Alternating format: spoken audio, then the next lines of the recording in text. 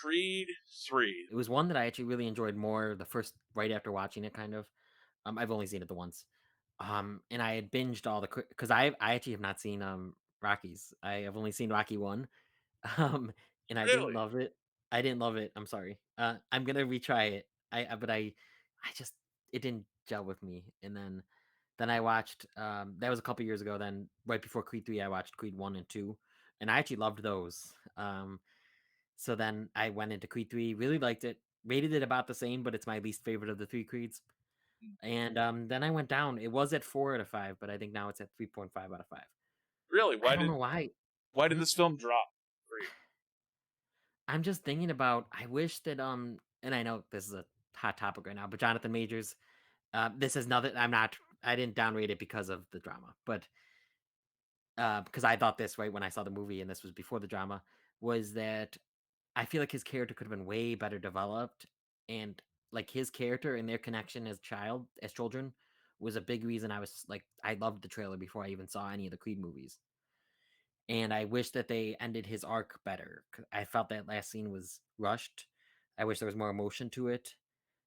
Jonathan Majors and Michael B. Jordan, drama aside, they're great. They do great. They give great performances.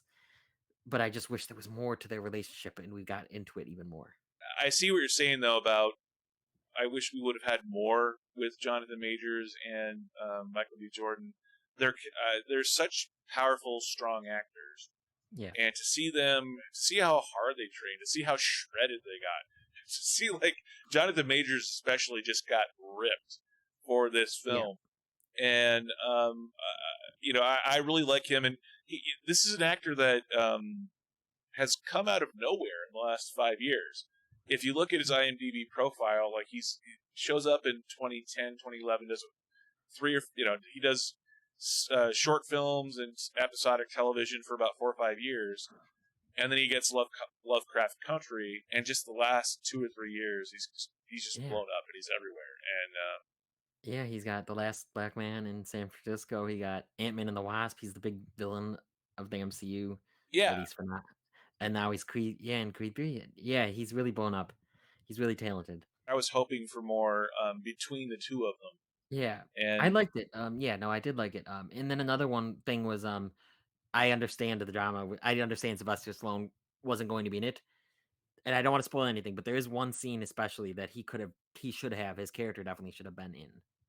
Um, yeah, and it is interesting too, because when they were trying to explain why Rocky is not in this film and he was in the first two, and then you see the film and you see why, because the expanse of the world that they've built around Adonis Creed, around Donnie, is such a big world, and when you have a heavyweight champion of the world, there's a lot going on in in a boxer's life, especially with a young family and a kid and all that kind of stuff. So I can see why this was such a crowded film with so many things going on over a long period of time. I was actually kind of shocked they went with as much story elements as they did. Sylvester Stallone didn't have to be in it. There was one scene that I think Rocky definitely would have been there if Sylvester Stallone agreed to do it. I would love to see Apollo Creed come back and even just shadowbox with his son. That would be cool. Yeah. There's just something about that, and seeing Carl Weathers come back, because he's still in great shape. I'm picturing Carl Weathers in the Adam Sandler film where he loses his hand to the crocodile, and Oh yeah. somehow are picturing that character as Apollo Creed, like being a one-handed boxer Yeah. and shadowboxing with Donnie. I've watched every Rocky film, not all of them in theaters because Rocky 1 came out when I was an infant.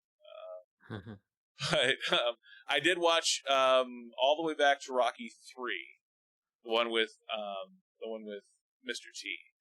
I've seen every Rocky film in theaters, including the bad ones, including Rocky 5. I love the Rocky series. There's just something so everyman about it. So it's aspirational more than it is inspirational. But it's Americana. It's all that shtick, and I love what they've done with Creed as being it's the requel, the reboot sequel, the handoff.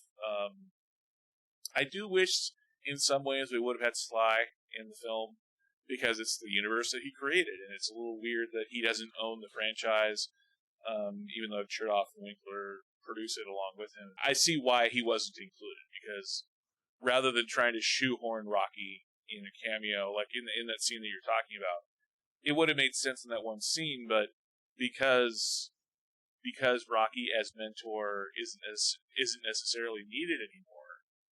He's not the guy who's bringing up the younger fighter. He's he is now the heavyweight champion of the world.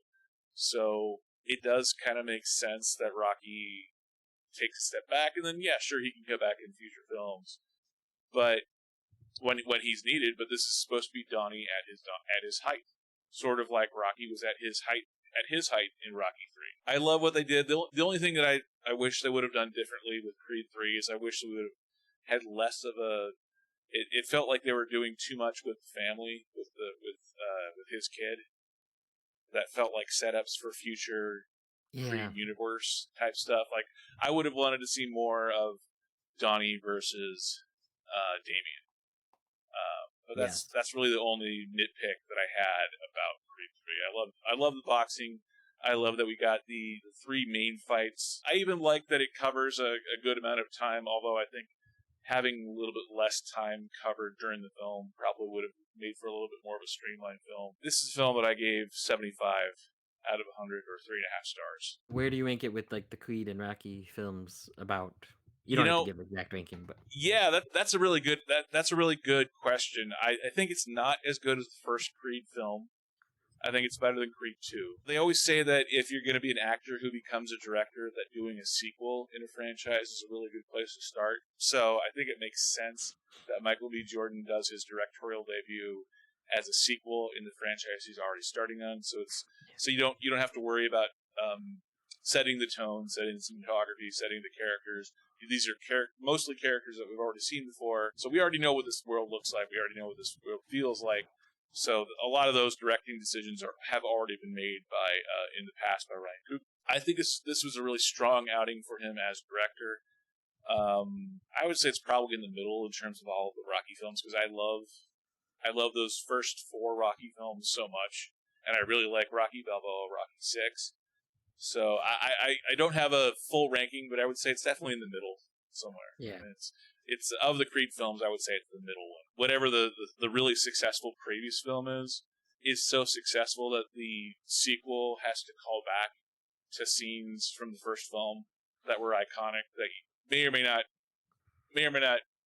really fit completely in the sequel itself, but because the film prior was so epic, you feel you have to do it. Like Yeah. like in Creed 2, there's we go back to all the scenes that we saw in Creed 1, where that maybe didn't necessarily make a whole lot of sense, with Rocky going to talk to Adrian Brave. And I don't think it made as much sense in Creed 2. So Creed 3, I think, was good. Stepped away, went back to Los Angeles, where he had been raised. So I think that made more sense. Jonathan Majors is a great actor, Yes, but he is. did you buy fully what they were selling Damien as? I think Damien didn't get enough screen time, in my opinion. But Yeah, so like I said, I think that he had he should have had more screen time, but he also I just wish there was more development there and a stronger, reason why he would forgive or kind of forgive them each other kind of at the end of that. I didn't think he was wrapped up, and I didn't really love his arc. Like from the trailers, I thought I was gonna love it because I loved the trailer, and he seemed like a really compelling character. And they did some good stuff here and there, but I wish they did more.